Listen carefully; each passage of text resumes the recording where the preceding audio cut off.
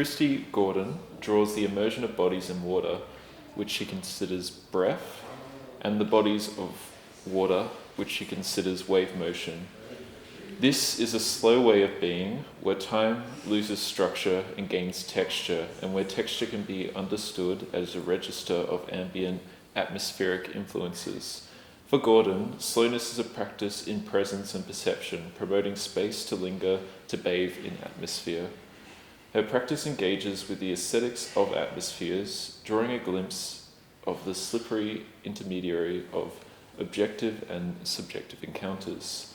The drawings respond to the extraordinary beauty of sun rays slicing through the water, the fascination of watching one's breath rise as bubbles, and the satisfaction of slipping under a wave. The works also express the pleasure of diving, the calmness of weightlessness, and the surrender to wave movement. Kristy is doing her PhD at UNSW on design and is contributing to the field of drawing through slow making. So, as the foremost expert of slow making in Australia, which I think is an accurate claim, can you tell us a bit about what slow art is and what slow art is in relation to the field of drawing? Okay. I think in terms of slow art at the moment as a field of art, the field of the art canon, is it's more an experience of looking. So it's how you engage with a piece of work in a gallery or an environment over time. So the idea is that a visitor to a gallery might look at art for an average of 17 seconds. That's how long people give a piece of artwork. But the idea of slow art has come about in the last 15, 20 years as a way of looking at a piece of work for longer. So giving art an opportunity, giving art the time it needs to have an effective response within, or to create an effective response. And immersion, I think, is a great theme to kind of follow that through. Yeah, so for me, I kind of looked at slow art. I looked at the way I make art, which is, very repetitive. There's a lot of, repetitive mark making and sort of thinking and moving into a focused space or a meditative space while I'm working. And so I was looking at slow art and thinking, hang on, there's a lot to be said about how we make work slowly, not just how we view work slowly. And try as I might, there was no writing on that. So I thought, well, I'm going to write on that. And so for me, my approach to slow art is slightly different to what is available in literature at the moment. And it is that while slow art as an experience of making as an experience of viewing is certainly, I think, important and valuable to people, and certainly in the gallery space, I also think it's something that we need to consider as a way of being as an artist as well. So I'm interested in how engaging in slow methodologies, so slowing time down or working in a particular, lingering in a moment through drawing is a way. It's kind of like an opportunity for a more resonant way of being. It's sort of related to wellness sort of industries as well. And so I'm trying to draw threads between what I feel when I'm making work and the reasons I make it and the methods I choose to draw with what already exists as slow art as an experience of viewing.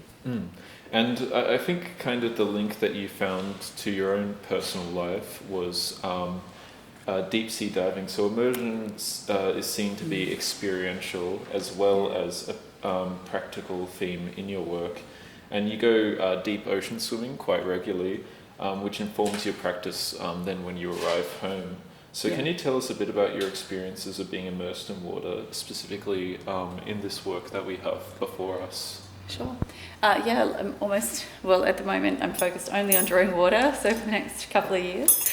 But to me, there is no better sort of way of approaching slowness than by thinking about immersion, because we're looking at time and experiential conditions. So how we feel in a moment in time and how we can extend or prolong that experience in to contribute to well-being and contribute to our sense of calm, attention, all those sorts of sort of really important things that we often forget in our fast, hectic daily lives. So because I do a lot of ocean swimming and I live by the water, I live on the other side of the water from Curl, so I'm on the northern, the central coast, which is just 20 minutes by boat from here, but quite a long way by car. So I share the same body of water from my regular swims as well. But I just when you approach the water, you're looking at the water on the surface, and you're, there's the picturesque that Brigitte was talking about before. How we expect the beauty of an environment to be seen.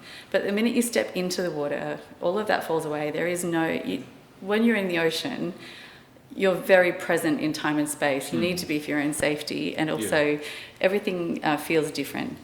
10 meters below the surface is the equivalent of 1 atmosphere on the surface. So there's a lot more pressure, there's a lot more weight on you, and you dive down and you feel every part of your being is affected by this immersion. So I just think it's a wonderful exercise in presence. It's also a wonderful exercise in embodying the experience of beauty, as I see it, like for me anyway. I think beauty is sometimes a dirty word in art, but I actually think it's really important to the way we approach the world. I don't know if I'm answering the question or not, but I think you're leading through the question. I think this actually comes to a follow-up, which is breath and wave motion are another 2 key visualizations in your work. So do these come out in the dremeled marks and the elliptical circular forms of your practice? Look, I think in the water, breath is the measurement of time.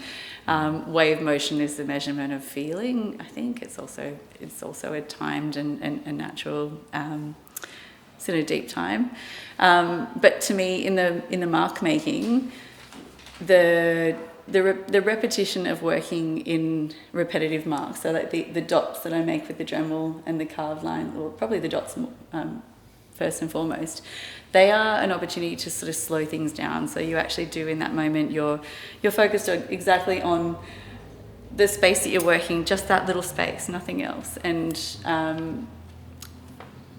because you're doing the same thing over and over, you don't necessarily think about what you're doing so much as what you're expressing. So it takes you back, like, there's I guess breath is involved in terms of it sort of, you're calm, like you're breathing at the same rate, you're doing the same thing, but at the same time you're actually taken to another place, which is related but not specific to the method of drawing. So I think that's a really interesting thing, that you can use drawing and repetition to slow down time, to allow you a space to linger that exists outside of your normal temporal rhythms. Yeah, so and I guess water is like just this really great metaphor for you to kind of work through this motion of slowness and stuff. It's got so many experiential qualities that relate kind of on a metaphoric but also physical level.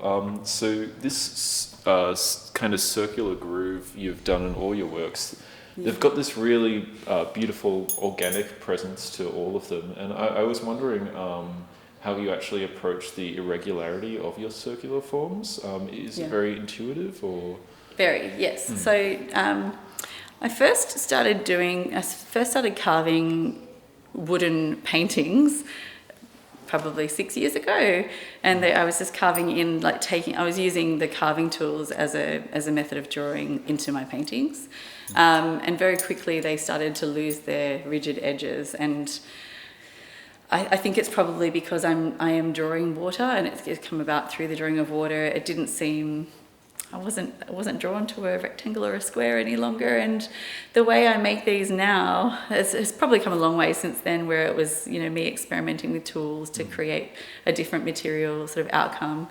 Now I think of it more as a method of drawing, so I call it sort of like an embodied gestural drawing method, where I'm using my whole body to imagine the experience of swimming. So I'll start with an enormous piece of ply. As you can see, they're pretty big to start with. Especially and, it's out on the grass at home, and I start with a pencil, and I just draw the movement of water, the wave motion, I suppose. And that is like a repetitive, cyclical kind of movement. And they have these organic forms as a result. And then I cut them. So I use tools that I generally use a jigsaw to cut them to begin with, and then I start moving. I shape them more sort of in a more nuanced way using electric sanding tools.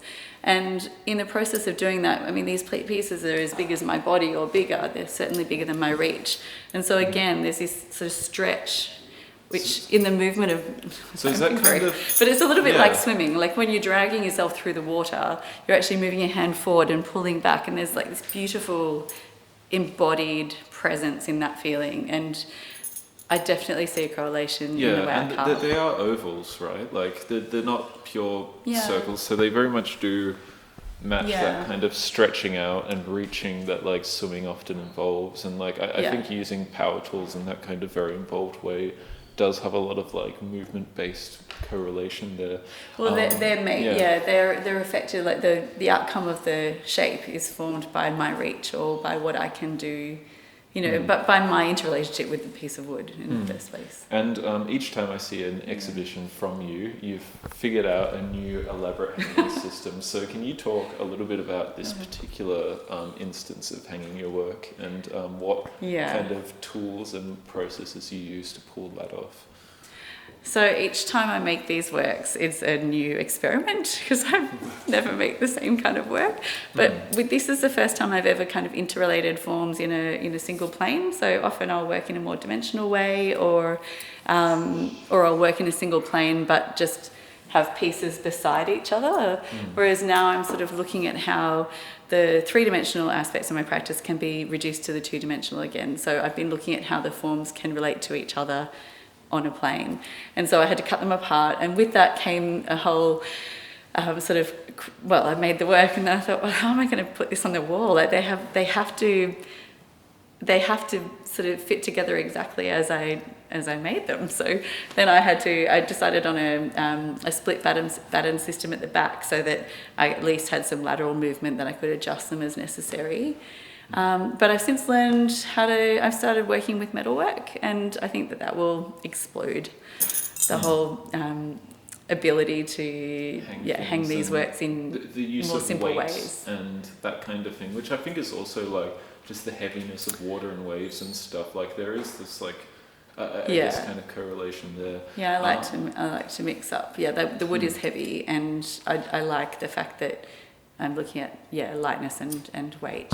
All right, so we're going to actually move to the next section because there's some exciting new works to come out of this recent exhibition. You began working with perspex and found a really evocative way to bring your digital drawing practice into your physical work. So for those who don't know Kristy's practice, there's the wooden pieces to which she produces kind of these large suspended or hanging systems. But her digital drawing practice is usually done on the digital medium of an iPad. And there's a lot of great discourse that comes along with that. But I think one thing in your practice is you've been trying to find a way to find harmony between the two forms. And I think this is definitely the beginning of you moving towards that harmony. So did you want to talk a bit about the digital component of your art and some of the ways you've moved this forward? Yeah, okay. Yeah, so digital drawing has been the basis for really my whole drawing practice, even my expanded drawings as well. I always start with them, I rarely show them. And I think some of that probably comes from, an inability to show them in a way that I felt was appropriate to their uniqueness of their form. So unlike an analogue drawing, which is on paper and recognised and valued because of the time that's gone into it, I struggle a little bit with sometimes a lack of ability to see that the same labour goes into a digital work. It's like we assume that digital means fast and my practice is slow, and showing them as digital drawings just kind of on paper, it was like I was trying to return them to a slower way of being. And I actually want to do the opposite of that. I want to embrace them as digital forms in their own right with their own beauty. And so I've been looking at ways to make them dimensional, and that's been really purely experimental. So this work is an example of a print on perspex, which I was really excited about, actually. I'm really happy with what it does. Because I draw water, I'm really interested in the transparency of the medium and the translucency that I achieve in my digital drawings really has a chance to be visible in this kind of work, which is not visible when you put them onto a white surface or a coloured surface. So I love the fact that they're doing what I see them doing when I'm making them for the first time, and the that's way very shadows exciting. work as well on these pieces are really like just there's some beautiful moments that like tonally come through. But, I didn't expect the shadows. The shadows are darker than the drawing, which is fascinating to me. I should have known there'd be shadows, and I liked the idea of looking through, but I didn't expect to look through to another world, like a shadow world. And you've begun to move even from this particular exhibition, which was quite recent, to like another couple of attempts. So did you want to talk a little bit about how you're moving towards this like transparent layer for your digital drawing, and what different techniques you're incorporating? Well, this is still very experimental. This is the first work I've ever shown, but I've been experimenting a lot to get to this point. And so what I've achieved on a single plane here, I feel like much as in the same way that I like to work with different planes and different elements of sculptural works, I think I can do the same with digital drawings and actually separate out their forms and layer them. Again, a little like Brigitte, who has layered her perspex. I'm interested in what I can do to help the eye move through the perspex. So I'm thinking about layering them, giving them space between, letting the shadow of each one fall onto the next one, and seeing what that might do to create a little mini atmosphere of the drawing itself, which I haven't done it yet. I think mini atmospheres is like the word to use, and I think reflecting on like mass as a theme, like these works definitely show like a density, because like with these iPad drawings, it's almost like to this point of affinity how like deep you can scroll in, and I think that aspect in itself has a lot of really beautiful correlations to the process of like deep sea diving and stuff, because you're going further and further into the work, and I guess how do you think your digital drawings specifically explore ideas of mass and dimensionality and things like that? Well, putting aside the physical form, which you think about as is a representation of that strange space between feeling something and seeing something, and so I like that sort of liminal sort of suggestion in the materiality of the work. But I think also the idea of dense mass and lightness is very important on a conceptual level as well. Like when you're deep within a digital drawing, you're actually not, you're only imagining that you're within, but you're so far into the drawing that you can no longer see the whole picture, that you can only see relational elements of the drawing. And so when I make these tiny marks in that represents weeks and weeks of just drawing circles, but all you can see is the circles around it and the form under it. So you're actually working off the drawing, and you're actually creating an atmosphere of working that is within the drawing. Have you ever lost track of like a drawing where like you've gone so deep into it that you just don't know where goes you off are. The page, or and that's when I think there's a break in flow when that happens. If you notice during the drawing that you've lost your way, or you can't place fine within the drawing, that's when you zoom back out to the surface. And I think that's the moment where you've broken your flow, and it is taking a breath. It's a moment of it's just your return to the real world, and the fact that you are in the moment of drawing, whereas before I was probably imagining what was happening under the surface or what was happening around me. It's very spatial. It's actually it is an entirely new form of spatial practice, I think. And you were talking about these ideas of sea glass and potentially experimenting with glass. Do you think that's a new avenue for your future practice, or are there any other avenues that you're trying out before you explore those elements? I think I'll probably continue working with perspex at the same time, just to see what my drawings can do in a new material. I am going to do a little mini glass making course in a couple of weeks. Pretty excited. Not quite sure what I can achieve with it. I'm not aware of the processes of using glass. I just have an idea that working with glass makes a lot of sense to me, given that I'm working with water in terms of its transparency or its translucency, and also its affinity with the ocean. And made from sand, and it's there's made so from many sand. other It's very aspects. natural, Yeah. and ecologically, it makes more sense for me as an artist to work on glass than to work on plastic.